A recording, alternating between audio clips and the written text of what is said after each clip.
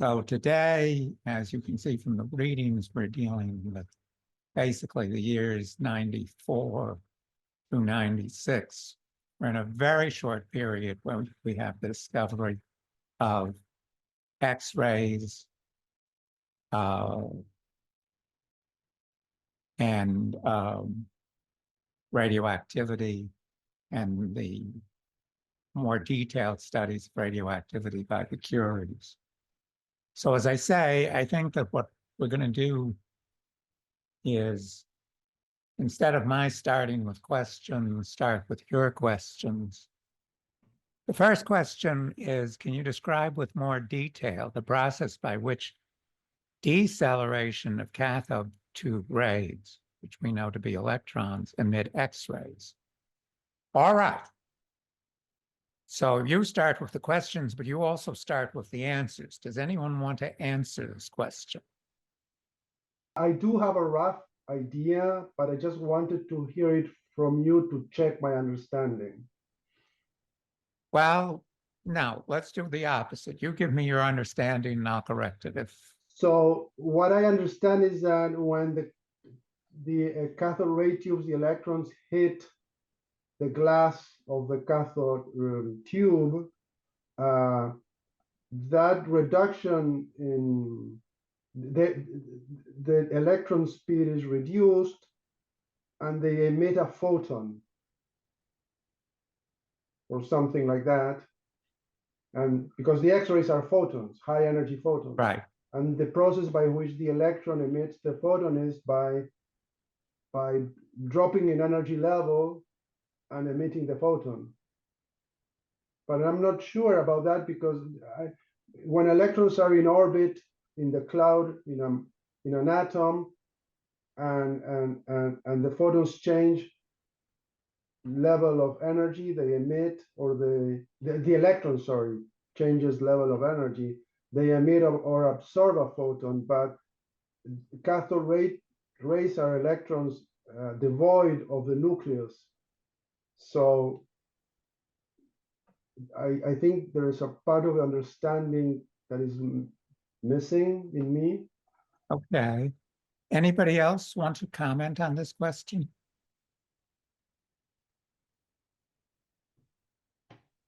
Give another answer. I was wondering about the same thing. I was like, is it when the cathode ray hits the tube, is it like a net new thing that like the X-rays emerge from this collision, or do the cathode rays like do they like transform into X-rays? Okay, well, let's answer this in two ways. One is what the people at the time knew about the process. And two is, what is our understanding of it 100-odd years later? So at the time of the discovery of the X-rays, obviously Roentgen named them X-rays because X is the traditional symbol in mathematics for the unknown. So he didn't know what these X-rays were. And obviously they also didn't know that photons existed. We'll get into that in class in the near future. But they did know the existence of electromagnetic waves. So, Roentgen sees that the rays that are emitted, the X-rays, basically travel in straight lines because he can make shadows, and he studies very systematically what they can pass through and what they cannot pass through. And of course, he generates tremendous excitement that spreads worldwide almost immediately by the X-ray of his wife's hand. Showed immediately this was a basic research application that had a basic research result that had applications that were immediate. So within a year, people were using X-rays for medical purposes. So he speculates that these are waves, electromagnetic waves, but maybe of a different type, maybe longitudinal waves instead of transverse. So what we know, well, is that the cathode rays that were generated in the tube are electrons. Now, from previous classes, what happens when a charged particle passes near another charged particle and is deflected by it? Actually, I'm making a face because I'm not sure we did discuss this. But does anyone know what happens when a charged particle is accelerated, deflected? Its velocity is changing because of an interaction with another charged particle or a field. Did we discuss this? Is that something related to electricity? Yes, this is this has nothing to do with quantum. This is electromagnetic theory. So maybe there is an electric current being generated at the point of change of direction. I'm not sure. Well, when But we isn't it a change of kinetic energy? right, but when we were discussing electromagnetic waves, and maybe we'll have to go back to this in another class, maybe we overlooked it. Did we discuss, I just can't remember, the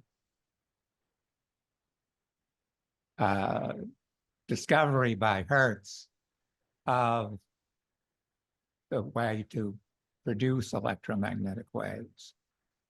Now, electromagnetic wave, radio waves specifically. So remember, Maxwell had made the brilliant discovery that light and other forms of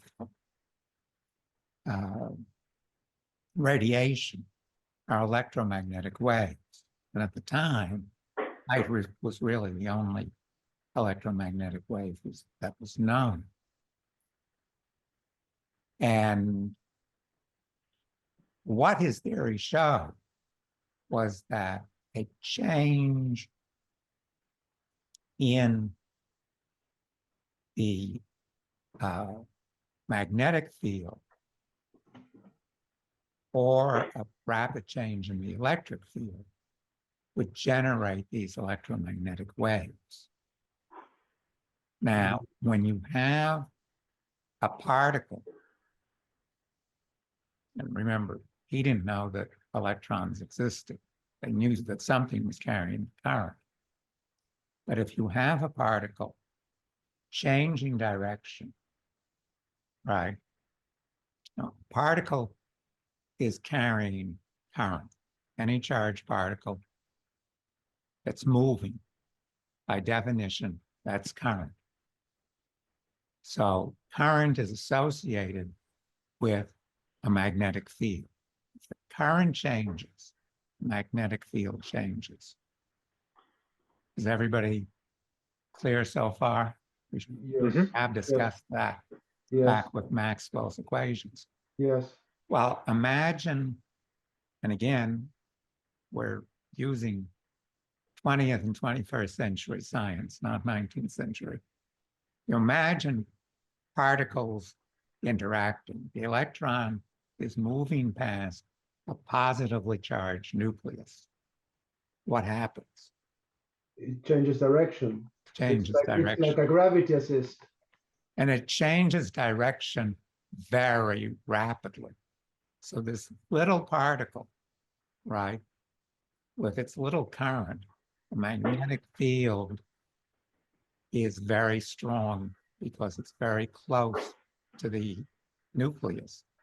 So the change in magnetic field does what? It has to emit electromagnetic radiation.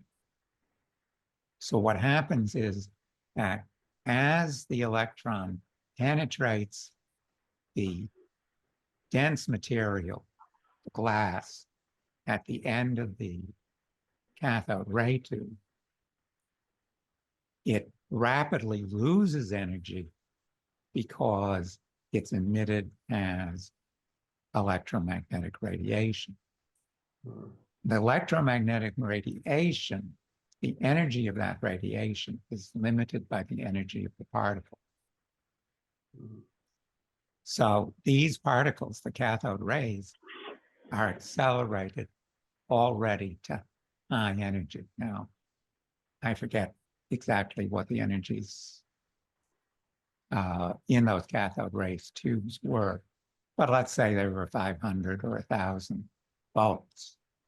So that means that X-rays of up to 1 keV, which already are quite penetrating, probably.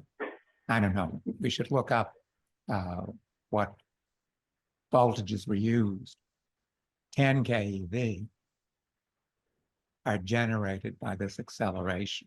Again, none of this was known to Roentgen and the other people who were using the tubes. But we can see today that it was the acceleration of these particles as they interact with the very heavy nuclei that produces the X-rays. So that's basically what's happening. So it is as, let's go back to the chat. So you're right that it is the deceleration, the change in velocity of the electrons that produces the X-rays, because whenever a charged particle is accelerated, it has to emit radiation. So that radiation we know today is in the form of photons. Energy of the photons is a range of energies up to the energy of the electron. Okay. And the second question is, how do bodies absorb radiation? How do bodies emit induced radiation? Well, we just discussed this. Does this process involve energy level changes in the electron clouds as well as changes in the nucleus? So, as we see, the emission process is basically not involving changes in electron level inside the nucleus, because these are energies in general. I mean, in heavy elements, you do get X-ray levels very close to the nucleus in an atom. But in general, what's happening is the deceleration, acceleration, whatever you want to call it, the change in velocity of the electron is what's producing the radiation. Now, the absorption, there are a number of ways that energy can be absorbed from X-ray radiation. So, does anyone want to say how the energy is absorbed and why do the X-rays have such great penetrating power?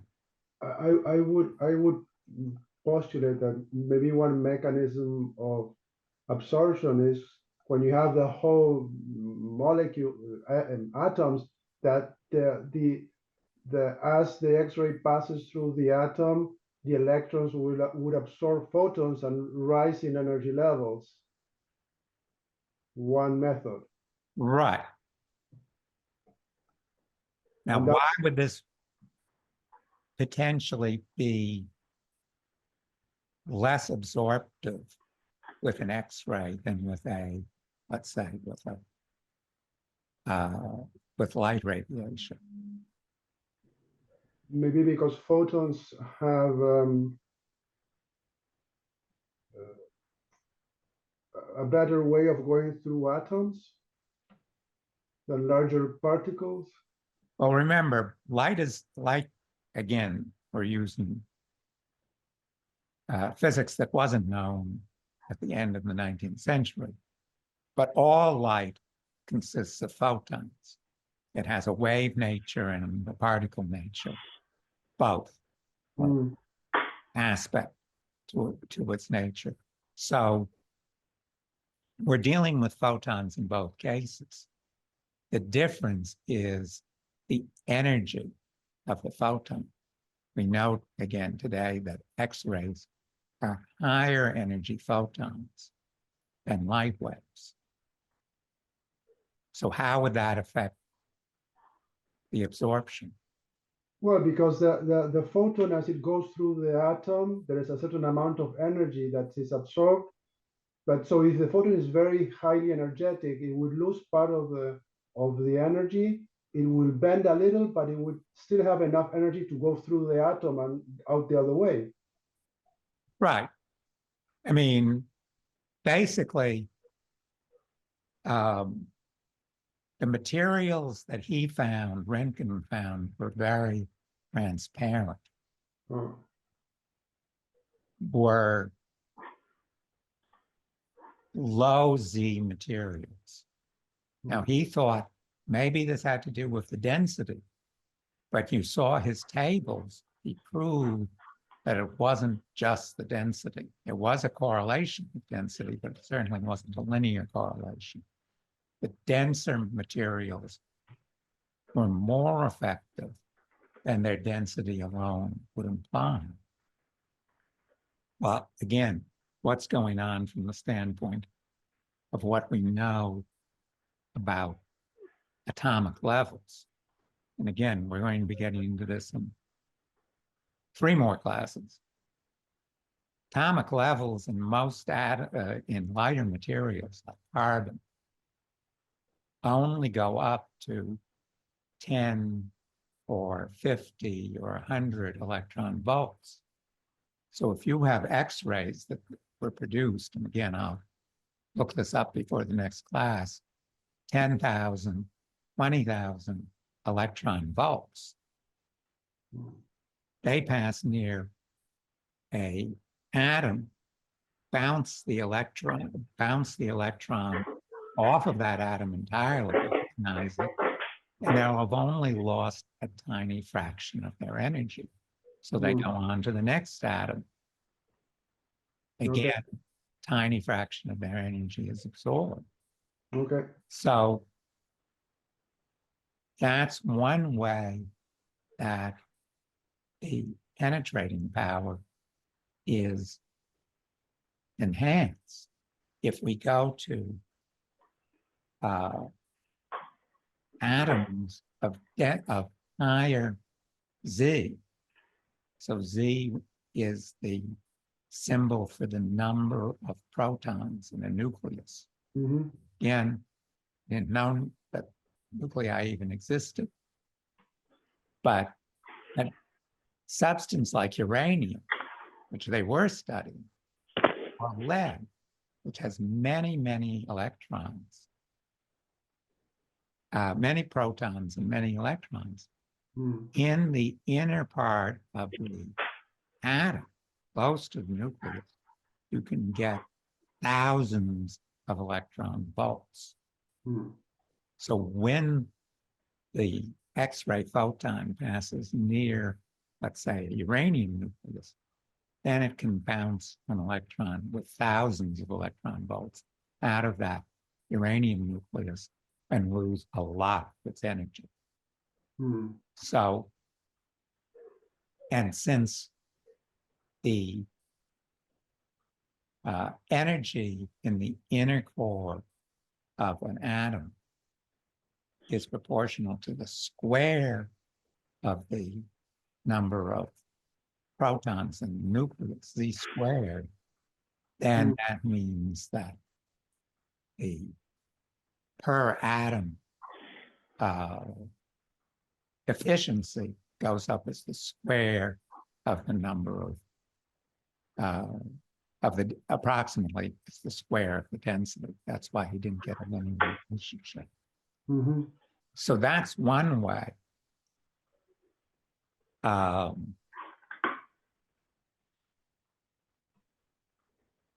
that's really the way that that in these experiments we're concerned with. Again, referring to things we haven't learned yet, does anybody know offhand whether there's another mechanism if you have very high energy X-rays above 1 MeV, which were not produced in this experiment? Is there another mechanism? Does anybody happen to know it? Not me. Okay. Well, as I say, this is something, again, we'll get into, and they certainly didn't know it. But there's pair production. So when we get into quantum mechanics, we learn that not only can the acceleration of a charged particle produce a wave, but if the wave is sufficiently energetic, if it passes through the electric field of a particle, strongly changing electric field, then it can actually produce particles. And the particles are produced as particle and antiparticle. So that's called pair production. So pair production only happens at these higher energies. But it actually means that as you get photon energies higher and higher into the MeV, millions of electron volts, the transparency of materials actually starts to go down. Yeah. So before you get to the pair production, because as we're going up in energy level, energy of the X-rays, Yeah. you get less and less efficient absorption, and therefore they're more and more penetrating. But once you get above approximately 1 MeV, then the curve turns around. And But this again, is the that's process, just this is answering the question in a complete way. It wasn't relevant to Roentgen's experiments because he definitely was not using energies up to so 1 MeV. the process you just mentioned is the one that is characterized by Feynman diagrams. The pair production, for example. Well, Feynman diagrams, they can be used to predict the outcome of the interaction of the collision of any two particles. So that's a far in the future. There we're getting into the 1950s, Right. half a century from where we are. Those are for any collisions. I believe Ron has a question and he's been. Okay, Ron, yes. Well, it wasn't so much a question as just an alternate way of looking at what happens with the X-ray, and that is, if you look at the frequency of the X-ray, X-rays have very high frequency, which means their wavelengths are very short. And because their wavelengths are short, it means that their penetrating power is greater, that they'll fit into smaller and smaller gaps. So if you think, you know, it's like a long wavelength gives a greater distance before it interacts than a very short one. So the shorter your wavelength is, the more you can penetrate into matter, which is why X-rays go further and gamma rays go even further because they're even higher frequency. Right, that's also in other words, the cross-section of the interaction, how close photon has to be to a given nucleus to actually have its energy absorbed or partially absorbed. Mm. As you say, depends on its wavelength.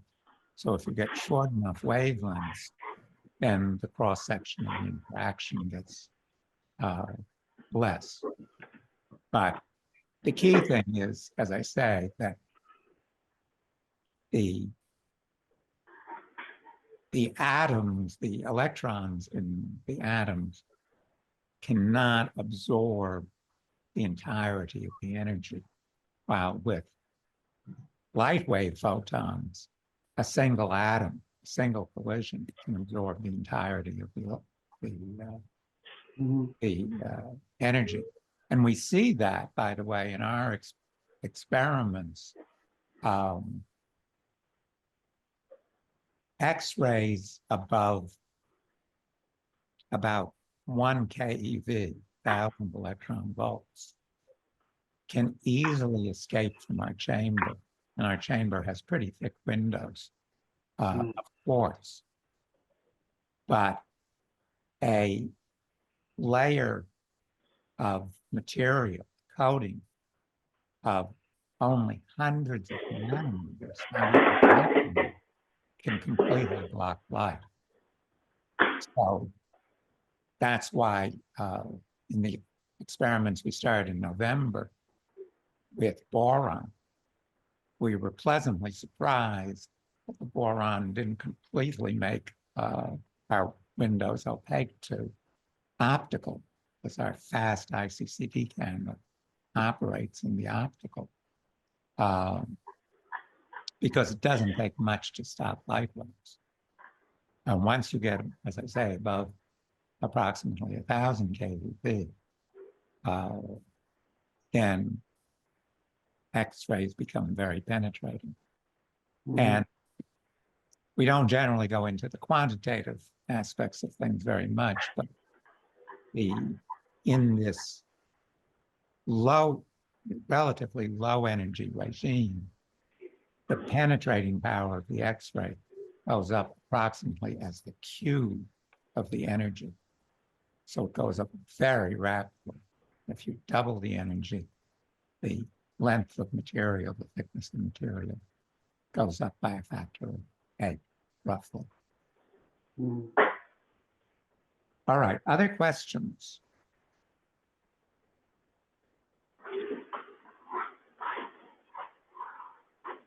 Did anybody add anything to the chat? Oh, there's another question in the same. Yeah, there's another question. Does the Curie electrometer indirectly estimate levels of relative radioactive by measuring charges in its plates, which is directly proportional to the conductivity of air as it is charged and the ionization of air molecules caused by radioactivity? Yeah, the simple answer is yes. That's exactly how the Curies and Becquerel started to measure this ionizing radiation. So again, they didn't know the process that was happening, but they did see that air, which normally is non-conductive, became conductive in the presence of. So it was already known that cathode rays, which we know to be electrons, could produce this effect. So of course, again, from our standpoint, the electrons are slamming into neutral particles and producing ionization in the air. So the air becomes conductive, and that's measured by the separation of the plates in the electrode. Okay, yeah. So that's exactly, yeah. Listen, I do have a follow-up. My second question, there is something I really don't understand, and it's the following. So you have a material that is not radioactive, you irradiate that material, and then that material becomes radioactive for a short period of time. How is that happens? All right. Well, again, we're getting a little ahead of the story because the induced radioactivity they didn't know about in this first year of discovery. But what happens is the most common effect is when radioactive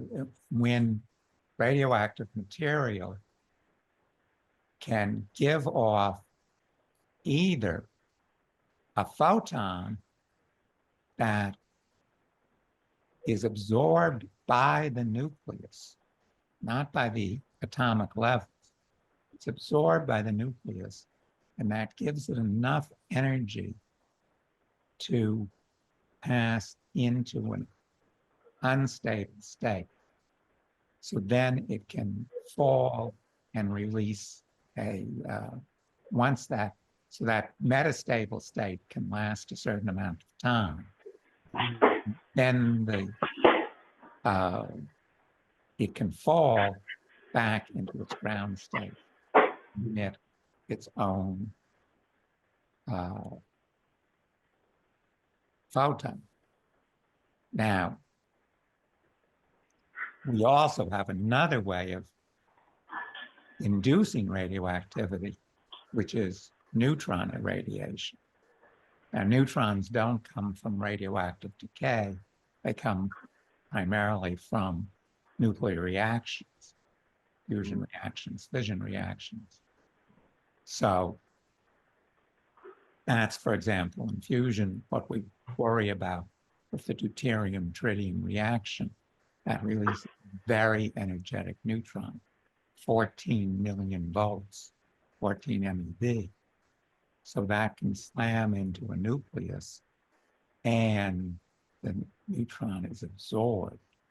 So the neutron, by the neutron being absorbed, it transforms the nucleus from a stable isotope into an unstable isotope. So then that can radioactively decay. So back in this period of 1894 to 96, what they were discovering, Becquerel and Curie, was natural radiation, where you have substances in the environment that, although they're unstable, they have half-lives that are so long that they're present in the environment. In the case of uranium, it's because its half-life is billions of years. In the case of polonium and radium, does anybody know, and we're getting ahead of the story, does anyone know why relatively short half-life material like radon and polonium are present in nature? Yes, because they are the products of decay of other isotopes. Right. So the long-lived isotopes, certain of them give rise to what are called daughter nuclei. And the daughter nuclei might decay much more rapidly. I had one question back on the X-rays. I was a bit curious how they actually mixed the diffraction of X-rays through crystals. I noticed that they'd used salt powder, for instance, and they'd exposed that to a photographic film, but they didn't see the diffraction that you get with X-rays that allows, these days it's used in crystallography to determine. So they missed that. I'm just a bit curious how.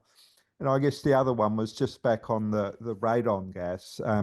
That's got half-life of just fractions of a second. The daughter products are really what are dangerous from a radioactive point of view, because they decay so quickly, they emit so much energy into the system that they're dangerous. Right. long-lived things like plutonium and that we think of as being dangerous. No, they're not. They only decay, like you say, once in a million years. But radon, which is produced when it decays, that goes so quick and releases the energy. That's dangerous. Same as polonium. Right, but I did misspeak. Of course, the Curies were studying radium, not radon. Not radon is obviously widespread in the environment, but it's very different from radium. For one thing, it's a gas. So the Curies were in all cases studying things that were solids. So, well, again, we'll get into X-ray diffraction several classes from now. But X-ray diffraction is a very delicate process because you have to have a pure crystal.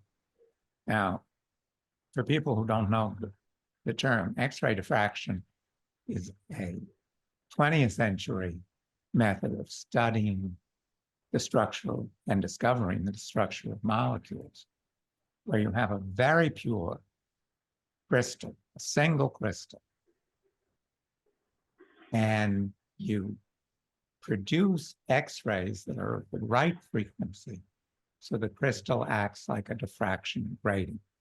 So the spacing between the atoms produces a pattern, which itself starts out as microscopic. You have to geometrically expand that pattern to see it. And that pattern, with a certain amount of analysis, gives you the structure of the crystal. Well, why wouldn't they see it? Two reasons. One is a powder consists of many crystals. Each crystal is aligned differently. So the diffraction patterns of the crystals would completely blur each other out. They'd cancel out because each grain of powder would be aligned differently. And second of all, as I say, you can't read this pattern directly. You have to geometrically expand it so that it can be seen at a reasonable scale. It starts out very microscopic. So both reasons, they would not initially seen this diffraction pattern,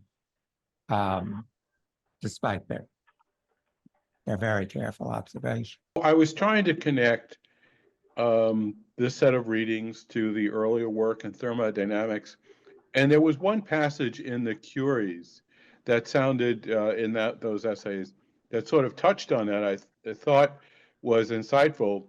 She was describing a particular experiment, and they say this produces a source of light, which indeed is very weak, but which functions without a source of energy.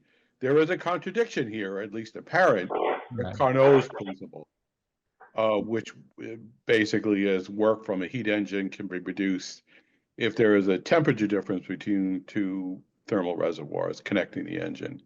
And it seemed to me that was connected the past to where they were going into the nuclear age, where release of energy from within nuclear forces became a working principle.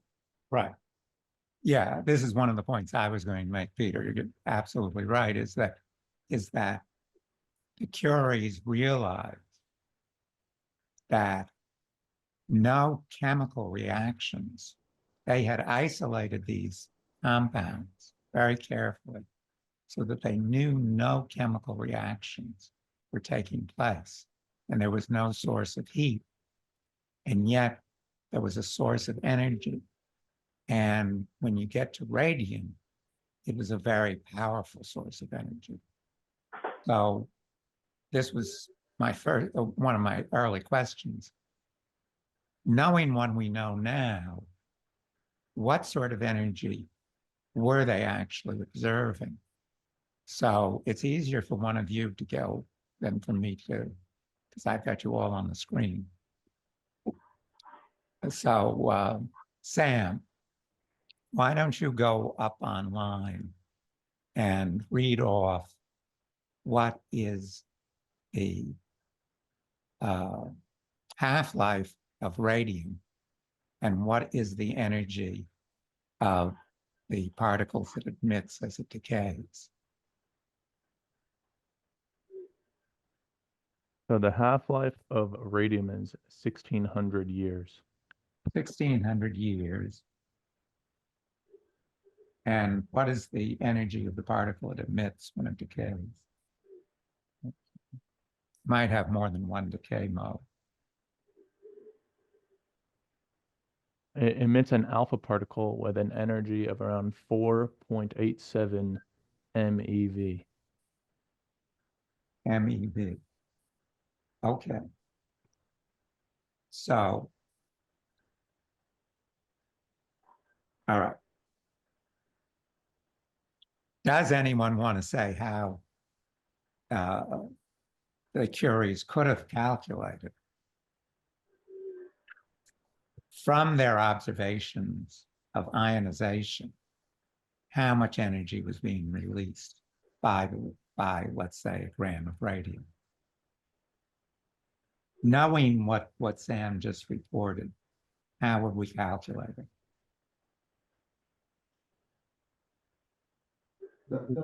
Would it be something about, oh, sorry. No, it's okay. Does it start with the charge in the plates in the Curie electro plate, whatever it's called? Right. Well, they would be electron. observing. They wouldn't be observing the half-life directly, but they would have been observing how many.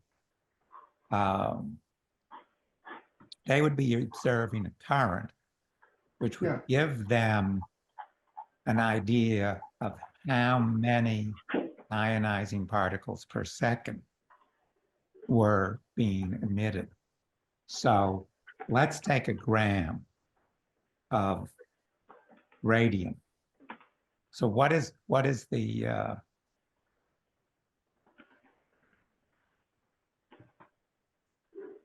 I suppose I should have this memorized, but I don't. What is the atomic mass of radium, Sam?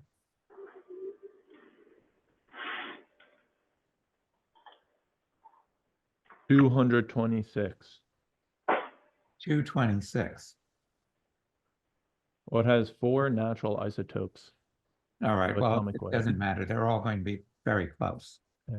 So given that number, how do we calculate how many radium atoms are there in a gram of radium? With it's the mole number, right? Avogadro's constant. Avogadro number, yeah. Right. And what is Avogadro's number? We physicists don't have to remember very much, but we do have to remember a few things. I don't remember. It's 6 times 10 to the 23. Minus 22. Yes, 6 times 10 to the 23rd. And where does the 226 come in? The atomic mass. If we're trying to calculate how many radium atoms are in a gram. 6 times 10 to the 23 atomic nuclei in 1 mole of the element. Right. So how many in 1 gram? So it depends on the weight of the mole. It's 226. Yeah. 10 to the 26th. So 6 times 10 to the 23 divided by 226. Right, that's it. I don't have a calculator on me. Well, I do. So it's 2.6 times 10 to the 21st. Okay. So then how many, let's take a second. Again, I won't ask you, but there are 30 million seconds in a year. Again, useful numbers to memorize. So if the half-life is 1600 years, in a gram of radium, how many decay events are you going to have in a second? How do we calculate? Half of that divided by 30 times 10 to the 6. So it's 3 times 10 to the 7 times Yeah. 1600. No, the half, right, So it's times half of 1/2 times 2. So it's, we divide 3200, 3e to the 7th, and we get the tremendous number, 2.7 times 10 to the 10th. It's per second. 27 billion in a gram of radium. All right. Don't keep it in your pocket. Well, yeah. that's what Yeah, right. That's, he did, Becquerel right? did that. Right? he learned that by experience. Yeah. So we've got 27 billion. Now we go 4.7 e to the 6. So this is the total amount of energy generated in 1 second. And again, I'll just short circuit. An electron volt is 1.6 times 10 to the minus 19 joules. So it's producing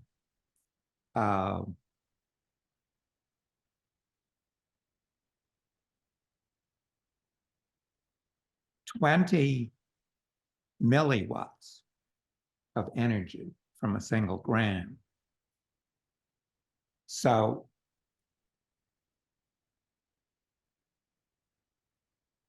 now, does anybody remember how long the Curies observed that the radiation of radium was constant?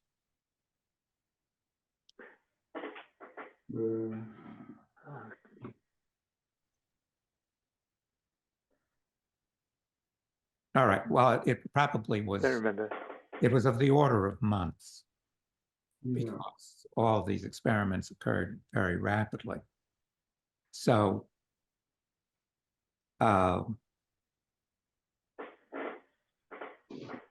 we actually could have short-circuited this by not translating back into seconds. So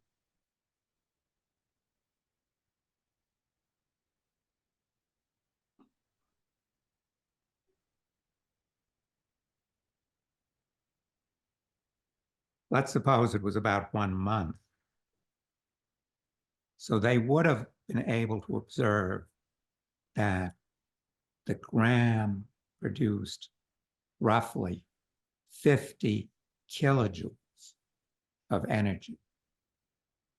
So this is, you know, more substantial already, just in a month, than most chemical reactions.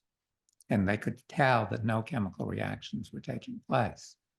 So they could see that radioactivity of a material like radium was already more powerful than, you know, any chemical reaction. Now, this was much less than in the energies of nuclear reactions, because of course, nuclear reactions transform the entirety of the material, like our fusion reactions we're talking about, transforming not 1/1600th, but the entirety, or 80% of the hydrogen and boron into helium. But we still have something that was clearly an enormous unexplained source of energy.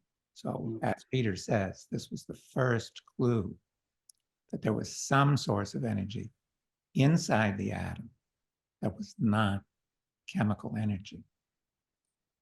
And Yeah, again, you can imagine the whole field sort of thinking about this for the next 20 years until, I guess, the 30s when they began talking about unleashing it. as I say, in the next few classes, we'll get fairly quickly into this because it's not that many years before Rutherford is able to discover the nucleus. So that is the first clue that there's more going on inside the atom, because people, just like people were shocked when in this same time period, Thomson discovered the electron, because the electron had thousands of times less mass than an atom. So now they knew there was something much smaller than an atom in mass. When they discover the nucleus, they find that there's something that's much, much denser than the atom, much smaller in linear dimensions, even though the nucleus contains almost all the mass. So in a more general sense, just look at what was discovered in this period of a year. I mean, if you look at the development of physics in the 21st century, I mean, to ask this question is silly, so I'll just say, obviously, there is no comparable period in which, two fundamental discoveries are made in a period of months. And, what is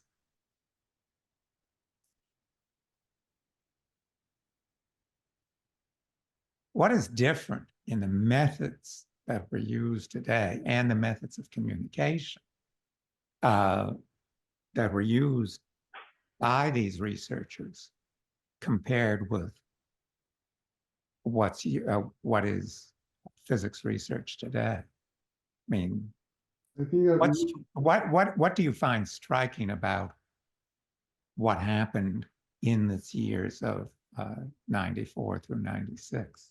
that research was so much more personal and restrained, and there was the publication of results was less regulated, and one of the things that strikes me is the fact that, for example, Roentgen lived Roentgen lived besides his laboratory in the same building, right? Right. And so he would work during the day and then go back home and have dinner and then come back, and he would be late in the laboratory, and there was a closer relationship, less division between the laboratory life and private life. Yes and no. That's true. But I mean, he used there his are people wife. who stay He late at used the his wife as a laboratory test today. subject for the hand. That's amazing. Right. I'm sorry. I was And talking over you. Go ahead.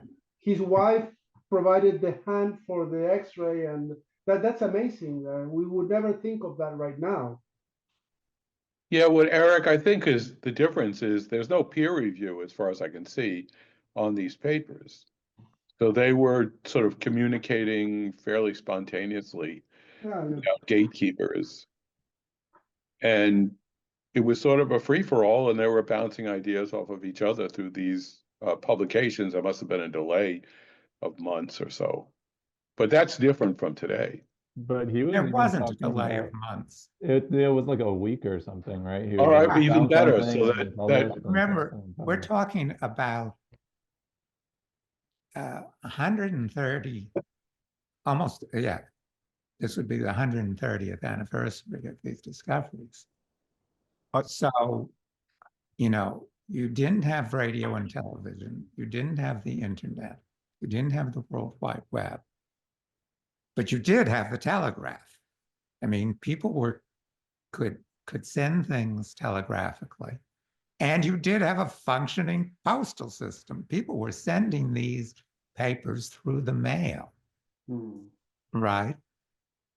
So here you have what is seemingly a much more primitive communication system. But, you know, look at that Nature magazine. Roentgen sends in his paper. Now, I didn't show you the other pages, I could have, but there were not just one. The editors commented on it as they comment on papers today, but several other scientists commented on it in the same issue. And it was a weekly publication back then as well as today. So within days, you had these things circulate. Within weeks, you know, within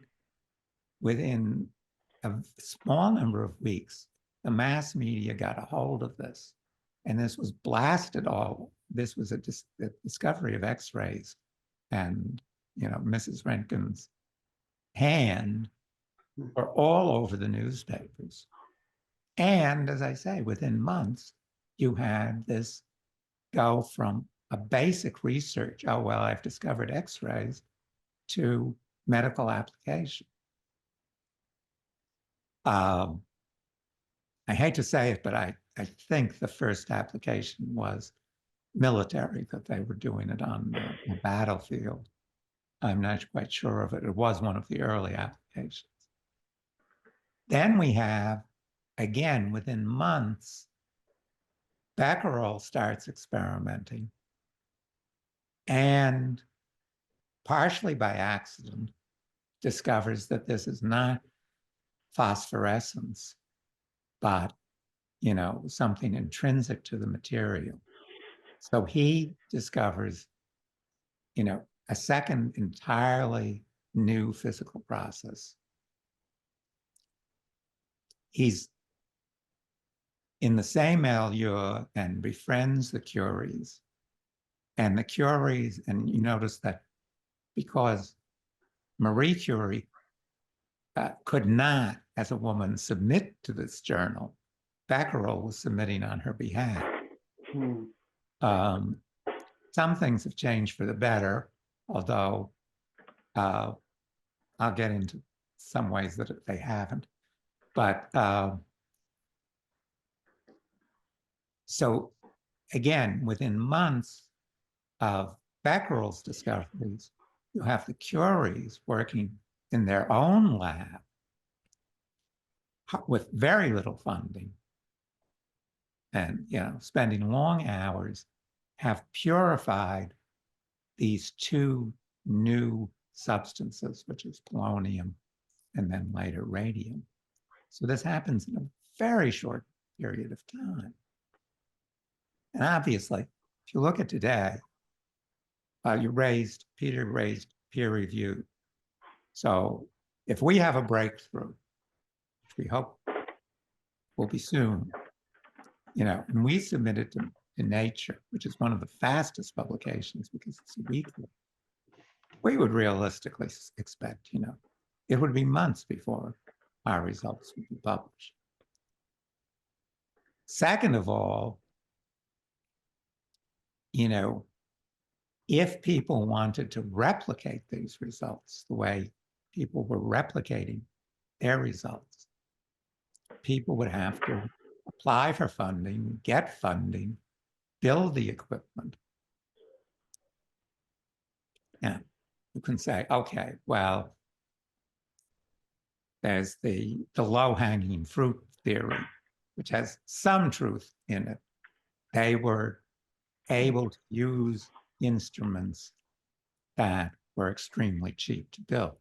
Cathode ray tube is something that doesn't cost a lot to build.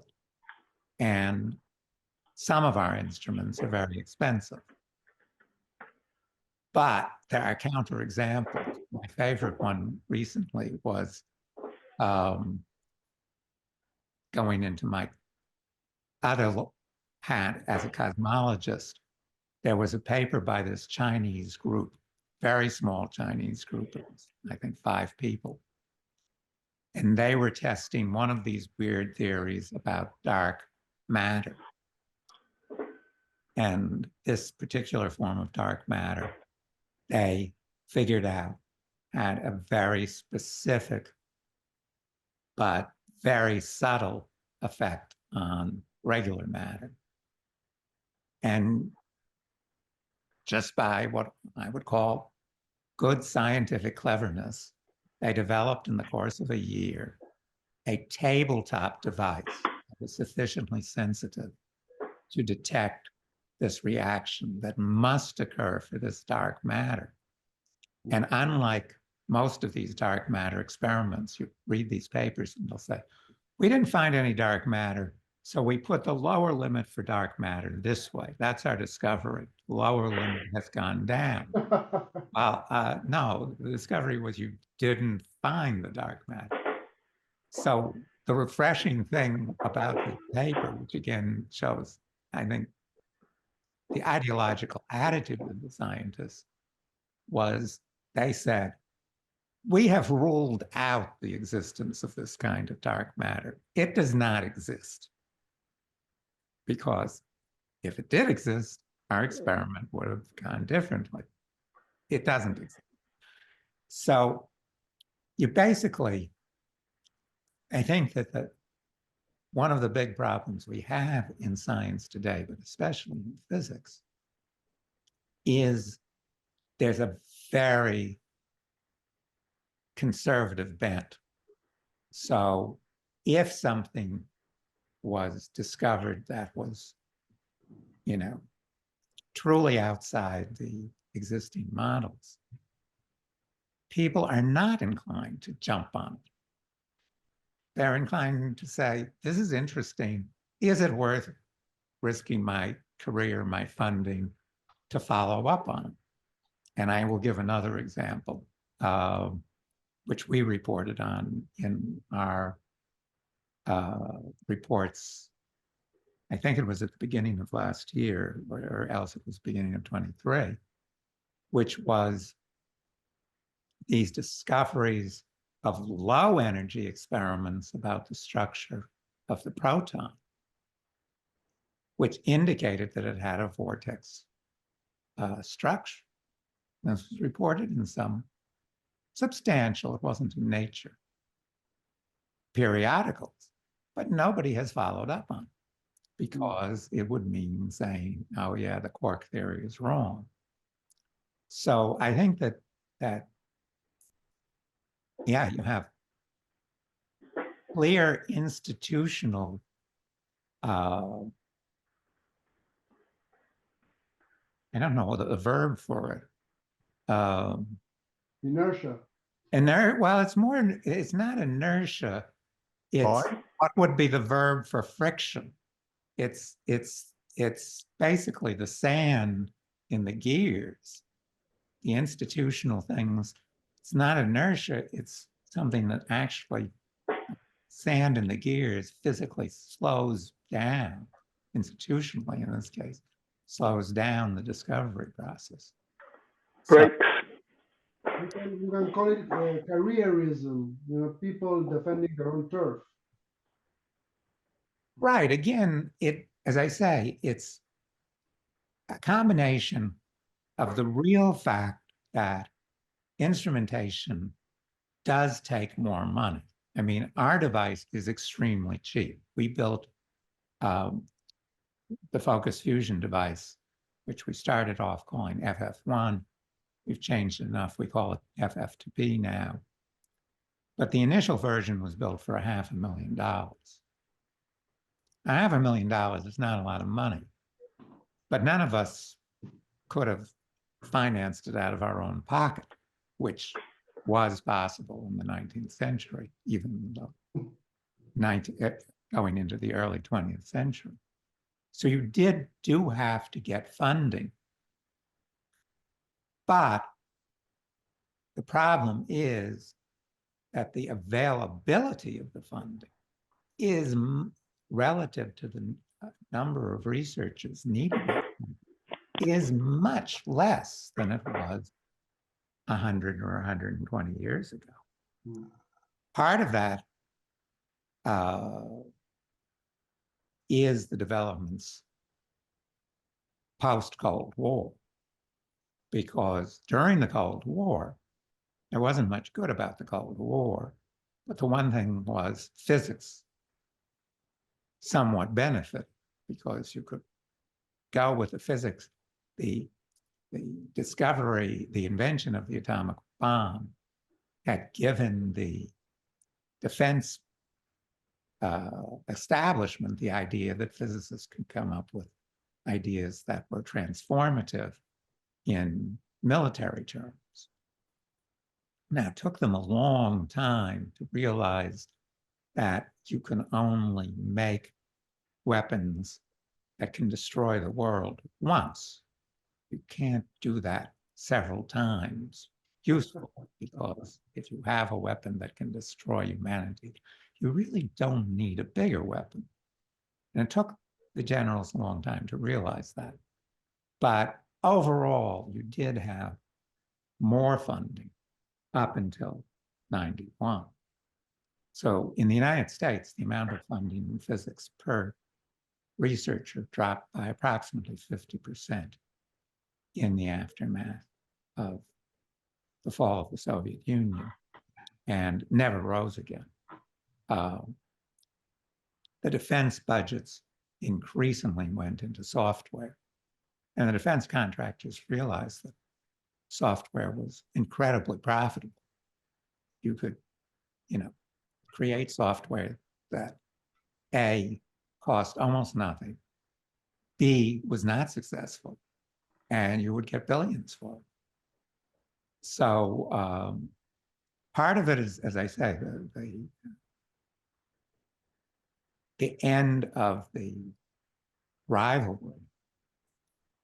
But part of it is simply, the evolution of society away from the physical sciences research, that avenues of profitable application for the physical sciences have simply dried up with the slowing and now contracting of the world economy. Different considerations have applied to the biological sciences. So their evolution has been on a different track. I think the other thing is the emphasis on experimentation. I mean, at this time, everybody felt physics was an experimental science. You learn new things in physics in the laboratory. If you look at physics today, the main emphasis of physics is theory and simulation. I don't know whether, how many have seen the BBC series Oppenheimer? This was made a long time ago in the 1980s, but it is available. Hands up, has anybody seen it? I saw the new one. Yeah, that's terrible. You're talking about the film. Yeah. I recommend this to people. It should be available on one of the streaming services. So this was actually not made in the United States. This was a BBC production in the 1980s. It starred Sam Waterston as Oppenheimer, and he did a terrific job. But early in the movie, in the pre-war background, Oppenheimer and a grad student of his are dealing with a grad student who they feel is not up to the level mathematically for theoretical physics. And basically, Oppenheimer is telling him he has to leave the program. And the more favored grad student says, well, there's a terrific program. You're at Berkeley. There's a terrific program also in experimental physics. And the character puts this emphasis on the word experimental that made it clear that he was saying, oh, well, this is this lesser form of physics. You know, theory is up here, experimental is here. And the grad students who's being booted out had said, but I always wanted to be a theoretical physicist. And the character's emphasis on the word theoretical is the converse, you know, this is the higher. So ever since the events around Einstein and general relativity, there's been this very retrograde development in which theory in physics has been put above experiment, which is very unfortunate because experiment and observation in all sciences is the source of all knowledge. Theory is based on observation, and you can get predictions from theory, but you can't advance physics by purely theoretical analysis. And I would like to ask, again, I suppose this is, can anybody remember in the past 25 years a development in physics that has been reported based on experiments?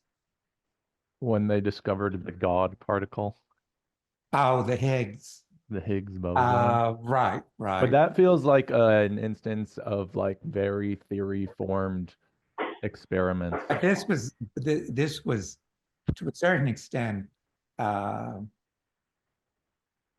not the discovery of something new, but was the discovery of confirmation of a very broad prediction. I mean, they said this is the confirmation of the existence of the Higgs boson. But remember, this was the existence of a particle that was anywhere in this huge energy range, so that they predicted the Higgs boson would have a mass, I think somewhere between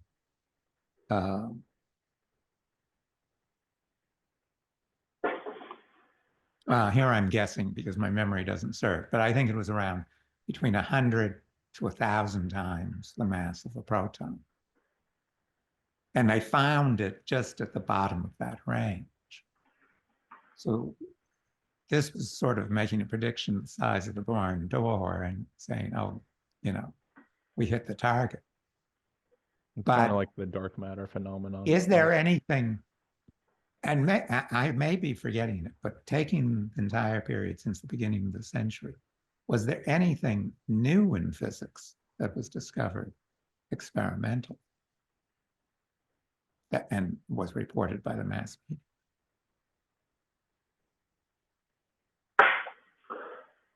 Well, I've just looked it up. There are a few things. Okay. All right. What is, so this We've got both Einstein condensate.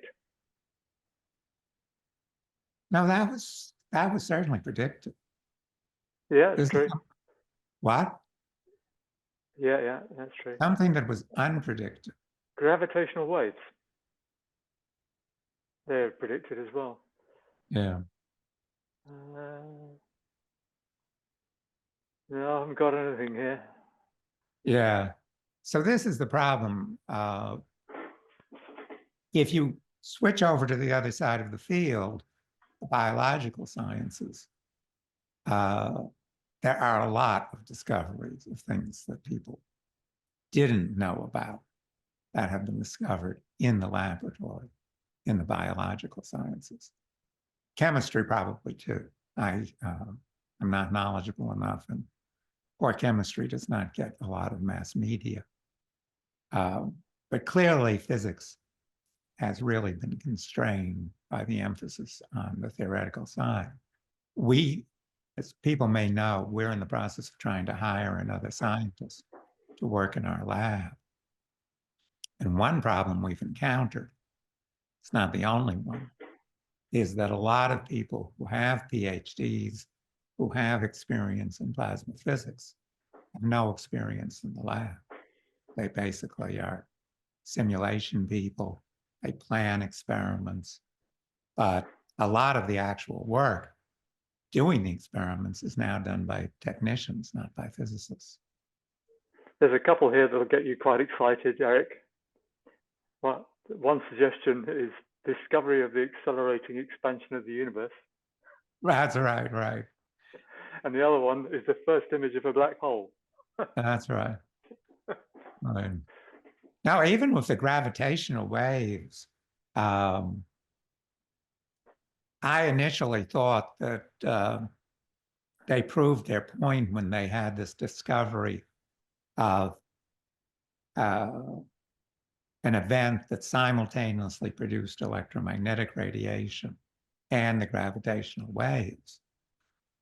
But the problem that's very suspicious is that they've, quote unquote, detected hundreds of gravitational wave events. And that one event is still the only event where there's an electromagnetic signal. And we're talking about extremely immense, violent events. We're talking about the collisions of neutron stars, collisions of black holes. These objects, even a quote unquote black hole, in the theory is surrounded by, dense clouds of intensely heated plasma. Where's the electromagnetic radiation from these hundreds of events? We've got one. So I'm rather suspicious whether gravitational waves have in fact been discovered. But at least it's an open question. They've certainly discovered far less of them than they expected. Anyway. I had that same conversation with a friend, and he was saying, oh, they've been discovered simultaneously. And then I looked at the paper. No, they got 3 LIGO detectors. 2 were down. They really only discovered the event with 1. They haven't even got simultaneous predictions. Well, some of the events were simultaneous. Their initial, but again, there's a thumb on the scale which becomes very suspicious, because their initial plan was that they would only report the simultaneous ones. And initially they did, but they weren't reporting enough compared, because remember, they upgraded these machines several times, so they're supposed to be much more sensitive. They weren't getting what they expected. So then, I don't know whether it was a year or 2 years ago, they made an announced decision. Well, we're going to report all of them. We're going to report the ones that are not reported simultaneously. And that's really wrong, because if they're detected by one detector and the other detectors are on, it's a non-detection if you don't get the signal, because they definitely should see it's the same signal. So, and on top of that, they are looking at signals, signal to noise ratios that are somewhere around 10 to the minus 5. So their noise 100,000 times bigger than their signal. And of course they say, oh, well, the noise is sinusoidal, we can model it. But in most of physics, you want a signal to noise ratio that's greater than 1, not 10 to the minus 5th. But again, there's a sort of the indication that if you look at where the funding is going in physics today, it's overwhelmingly going to experiments that are guided by theory, not experiments that are looking for new results or are following up on serendipitous discoveries that are unexpected. Well, we're getting near the end, but I would like to pose one other question. So I guess this has partially been answered, but if people want to add, what basically did scientists of the day learn from these rapid fire discoveries? in 1895. You know, what are the key things we're going to go forward that were new, and what were the mysteries that remain? So anybody? Biggest mysteries, where's the energy coming from? Right. What were the key things that were new, that were learned? X-rays, and they did not know exactly what they were. And radioactivity, and they did not know where the energy came from. Right. So they basically discovered two new forms of radiation.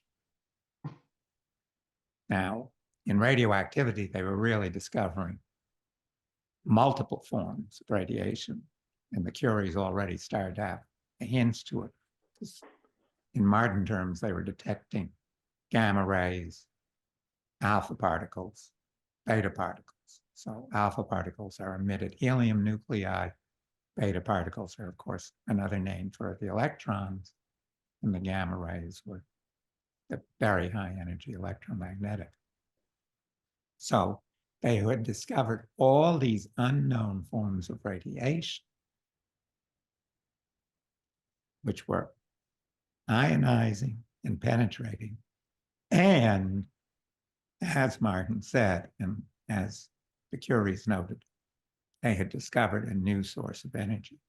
And that obviously was extremely exciting, because most of them did not believe that the first law of thermodynamics was going to be violated, but they didn't know what that source was.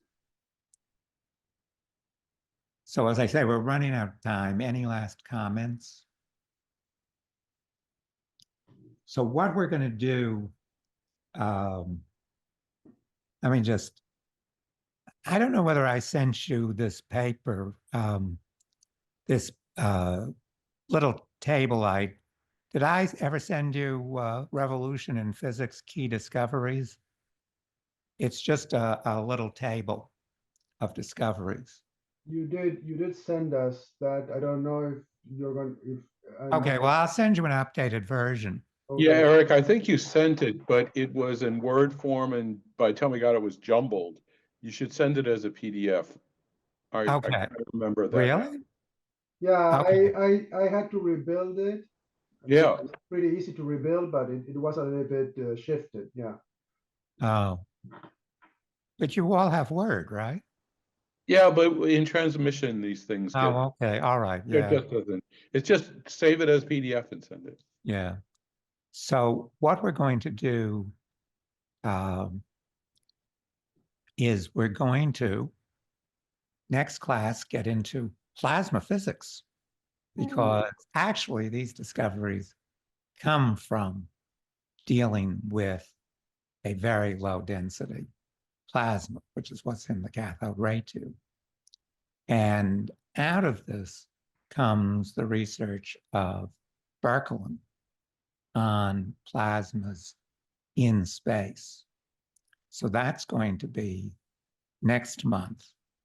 And then the following month, we're going to wind up the 19th century with the early developments in relativity, discussing the Michelson-Morley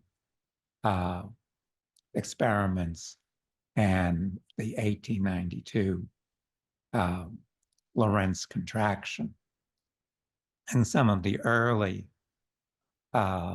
pre-Einstein discussions of what the implications for dynamics were of the Maxwell equations.